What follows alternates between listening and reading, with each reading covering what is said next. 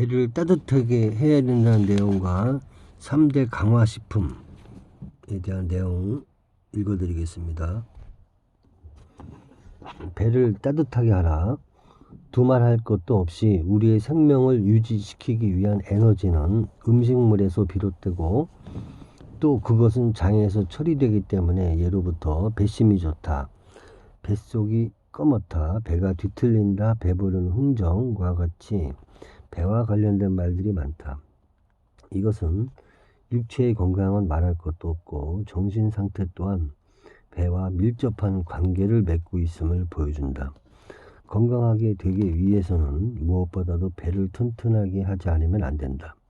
그리고 자기 배가 튼튼하고 컨디션 좋은 기능을 영위하고 있는가 아닌가에 대한 판단은 변의 상태를 보면 알 수가 있게 된다. 악취가 나지 않는 방향을 내는 것 같은 두툼하고도 기다란 배변일 때 배는 호조인 것이다. 이러한 사람이라면 요새 감기 한번 안 든 사람으로서 우선 암 걱정도 없다. 우리의 조사에서도 암 환자는 악취가 강한 배변이나 방뇨를 한다는 가족들의 증언이 압도적으로 많았다. 어쨌거나 혈액을 깨끗이 한다고 하는 것은 장을 깨끗이 하기 위하여 바른 식사를 하는 것 외에도 정장을 하고 장 내 유산균을 번식시키는 상태에 이르는 것이다. 어느 부위의 암이건 암 환자는 크고 작든 간에 장의 기능이 흐트러져 있다. 그래서 복부의 온원법이 요청되게 된다. 이 방법에는 여러 가지가 있으나 우리가 권장하고 있는 방법을 소개해 보겠다. 먼저 황토 분말 50g을 1리터의 물에 넣어 그것을 거의 1시간 동안 끓인다. 이것을 일주일만 정치하게 되면 옅은 유백색의 상증과 침전물로 분리된다. 그 상증만을 다시 가온하여 인체 온도보다 좀 따뜻한 정도가 되면 거기에 효소액 20cc를 용해시킨다. 이 효소액을 타월에 적신 다음 가볍게 짜서 복부에 댄다. 그 위에 적당한 배를 덮고 기름종이나 비닐로 덮는다. 다시 그 부위에 곤약을 삶아 얹고 전기담요로 덮든지 하여 열이 새어나가지 못하도록 한다. 이와 같은 복부의 온원법은 아주 기분도 좋고 또 실제로 복부 장기의 혈액순환도 잘 되게 하기 때문에 여러 가지로 병상호전의 반응들이 나타나게 된다. 더러는 밤새껏 대고 있던 타월에서 악취가 나는 수도 있지만 그것은 체내의毒素가 빠져나온 것이다. 또 장의 활동이 활발하게 되면서 놀랄 만큼 많은 양의 변이 나오거나 신장의 활동이 소생하여 계속 오줌을 누게 되거나 한다. 이 방법은 다른 만성병의 치료에도 유효하다. 지금까지 말한 바와 같이 복부의 온원법은 체내 독소의 배설을 높이면서 혈액 정화를 위해 적극적인 공헌을 하게 된다. 한편 장내에 유산균을 번식시킬 필요도 있다. 이를 위해 유산균 음료나 효소 음료 또는 분말을 마시는 것도 하나의 방법이 될 것이다. 요컨대 암 환자는 자신의 힘으로 자신의 병을 고쳐나가지 않으면 안 되는데 그러기 위해서는 기초적인 조건이라는 것이 있다. 그렇다고 대단히 까다로운 문제가 기다리고 있다는 말은 아니다. 먼저 암이라는 것이 혈액병이며 결코 무서워해야 할 병이 아니라는 사실을 충분히 이해하는 가운데 애써 자연스러운 생활, 자연스러운 환경에서 자연식을 하고 자연과 대화하는 생활에 익숙해지도록 노력하면 되는 것이다. 또 한 입에 넣은 밥을 100번 씹기, 현미식, 채식을 철저하게 시도해 볼 일이다. 보조적 수단으로 하우저가 말한 3대 강화식품을 먹고 한방약도 써본다. 그리고 이온 정전의 전자이온으로 내장의 피로를 제거해주고 복부 온원법으로 체내의 독소나 노폐물을 배설시키면서 정혈을 도모하면 되는 것이다. 3대 강화식품이 효과 있는 이유, 마이너스의 영양, 즉 단식요법도 결국은 생체의 정화, 다시 말하면 혈액의 정화요법이다. 그 밖에 플러스의 영향으로서의 일상 식사 내용도 잘 생각한 다음 정혈로 연관되는 것으로 섭취해야 한다. 이러한 점에 대해서는 나이져서 이뤄져가는 생명, 건강과 미용의 식생활, 태어난 다음에는 이미 늦다 등에서 이미 설명해 놓았다. 요컨대 주식은 현미, 부식은 엽채, 근채를 원칙적으로 하여 식물 전체식이 되도록 하여야 할 것이다. 보다 자세한 내용은 위에 소개한 책들을 읽도록 하고, 여기서는 3대 강화식품인 배와 엽록소, 효소에 대하여 보충하고자 한다. 첫 번째, 배아. 주식인 쌀에는 배아가 붙어있지 않으면 안 된다. 배아에는 무수한 영양분이 들어있는데 이른바 항암물질까지 끼어있다. 여기서 배아의 특징적 성분인 비타민 B1, B2가 간접적으로 항암작용을 하는 이유에 대하여 말해보겠다. 잘 알려져 있는 바와 같이 암종 조직의 당질 대사는 이상화되어 있다. 무산소 호흡, 즉 해당이 왕성하고 유산은 축적되기 쉬우며 혈액도 산성화하여 대사성 아치도지스를 일으키기 쉽다. 혈액의 산성화만이 발암 조건이 되는 게 아니고 혈액의 강알칼리화도 발암 인자가 되는 것이다. 이와 같은 당질 대사의 개선에 비타민 B1, B2가 구실을 하는 것이다. 어떤 학자는 동양인의 간암 발생률이 구미 여러 나라의 몇 배에 달하고 있는 것은 백미식에 의한 비타민 B2 결핍 때문이다 라고 했는데, 분명히 말 그대로이다. 비타민 B2, 리보플라민은 우리 체내에 있어서 수십 종류의 효소를 구성하는 조효소로서 필수 불가결한 것이다. 비타민 B2가 없으면 조직세포의 호흡은 충분히 영위될 수가 없다. 본디 조직의 호흡이란 세포가 산소로서 당질이나 지질을 분해하고 APT, 고에너지 물질을 합성하는 것이다. 이에는 티토크롬, 비타민 B2 따위도 관여하고 있지만 이 비타민 B2 리보플라민으로 만들어져 있는 플라민 효소도 지극히 중요한 부실을 하고 있는 것이다. 현대 일본인에게 공통된 식생활의 최대의 결함이 배아의 결핍에 있음을 깊이 생각하여 현미식을 못하게 될 때는 반드시 배아의 보충을 도모하지 않으면 안 된다. 그것이 정혈, 곧 항암으로 이어지는 길이다. 화학 합성의 비타민 제로는 안 된다는 것도 분명히 알아둬야 한다. 엽록소 두 번째, 육류가 혈액을 오염시키는 데 반하여 파란 야채류가 혈액을 정화시킨다는 것에 대해서는 옛날에도 알고는 있었다. 서양 요리의 육류에 반드시 야채가 딸리는 것도 육류의 독을 가시게 하고 중화시키고자 함인 것이다. 대자연은 식물 안에 복원적인 미지의 요소를 많이 마련하고 있다.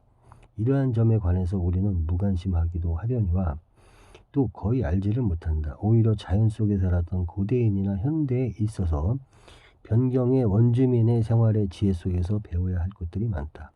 동아의학협회의 야야부 미치아키 박사는 암의 한방요법으로서 자연식물의 보라 및 파란색의 색소가 유효한 것이 아닌가 하면서 다음과 같이 말하고 있다.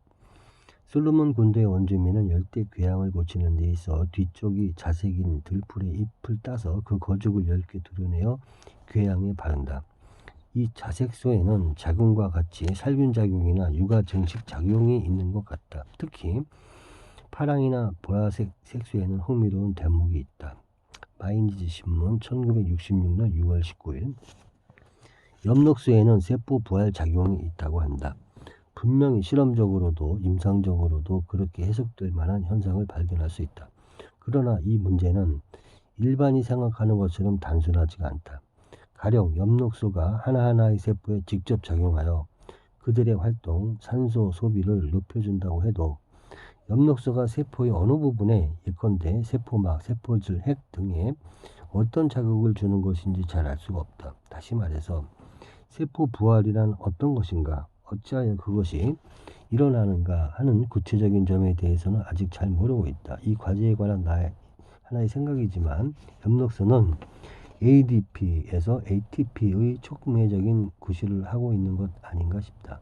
ATP란 아데노신 3인산의 약으로 에너지가 풍부한 물질이다. 이것은 ADP 즉 아데노신 2인산의 인, P 이 결합되어서 만들어진다. 에너지가 가득 찬 ATP라고 하는 물질이 있기 때문에 그 에너지에 의해서 체내에서는 여러 가지 유기물질, 예를 들면 산소, 호르몬 및 단백질 따위 합성되어 간다. 호흡에 의해서 얻어진 에너지도 일단은 ATP 안에 저장되었다가 필요에 응해서 쓰이도록 되어 있다. 따라서 조직 호흡이 왕성한 곳에는 ATP도 많은 것이다. 현대인의 식생활에는 조직 호흡, 즉 산소 소비를 억제하는 식품이 많다. 산소 억제 물질을 포함하는 식품이라고 바꿔 말해도 좋을 것이다. 그 대표적인 것이 육류, 커피, 알코올이다. 따라서 이러한 음식들의 애용 및 과음은 차츰 세포를 약화시켜 혈액을 오염시키면서 갖가지 병을 일으키거나 발암 조건이 되기도 한다. 구미 경제 선진국에 암 환자가 많은 것도 이러한 음식물이 중요한 원인이 되고 있다는 것을 알아야 한다. 이러한 발암성 식품에 대해 일반적으로 식물성 식품, 특히 엽록소, 클로로필이나 안토시안 같은 식물성 채소는 항암성 작용을 한다. 그것은 이들 식물성 채소가 체조직의 산화 환원 기전을 높이면서 정해를 하게 되기 때문이다. 나는 10수년 동안 엽록소와 혈액에 관한 실험적 연구를 해왔다. 여러 가지로 검토한 결과 순수한 엽록소보다 엽록소 및 그 관련 물질 전체 쪽이 우리의 건강에 있어서는 훨씬 더 좋다는 것을 알게 되었다. 이러한 물질군을 나는 식물소라 이름 붙이고 그 실제적인 활용에 대해 검토 중에 있음을 밝혀두고자 한다. 세 번째, 효소. 암뿐만 아니라 모든 병은 피의 병이라 할 수 있다.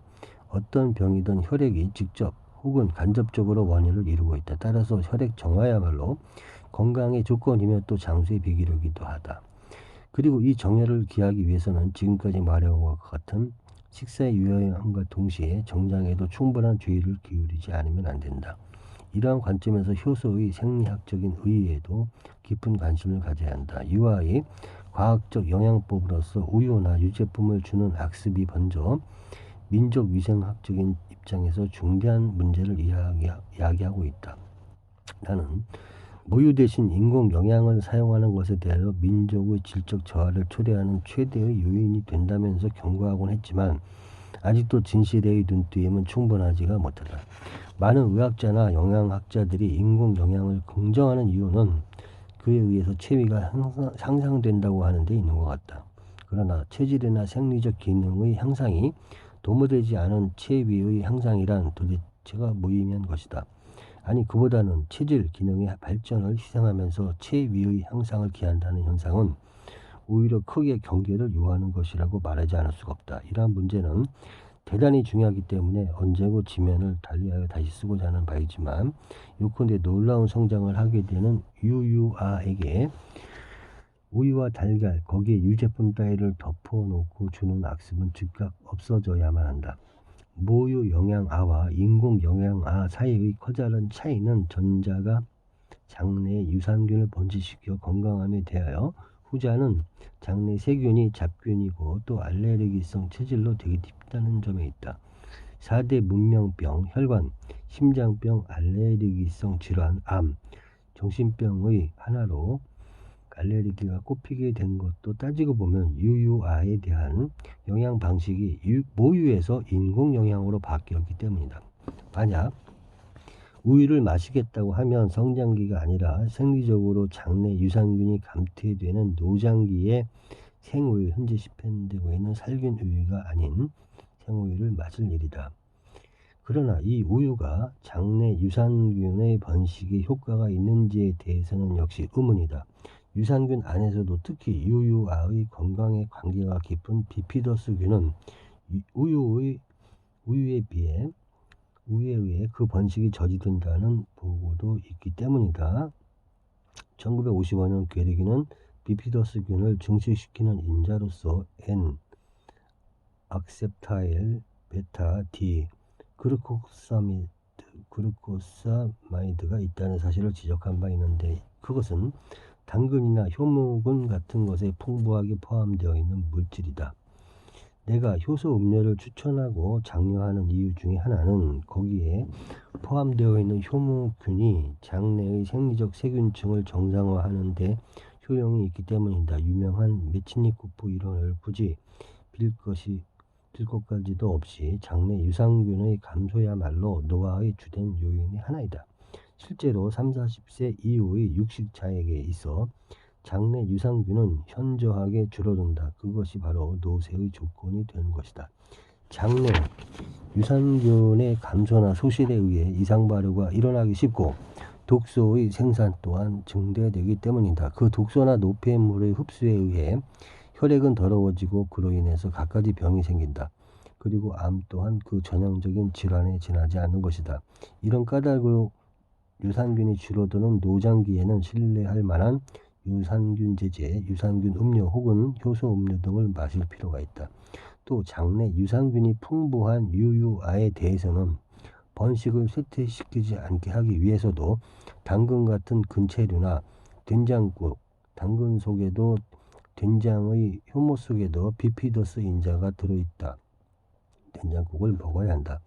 정장이야말로 정혈의 전제 조건이 되는 것이므로 그것을 만족시키기 위해서도 유산균 문제는 크게 고려되어야만 할 것이다.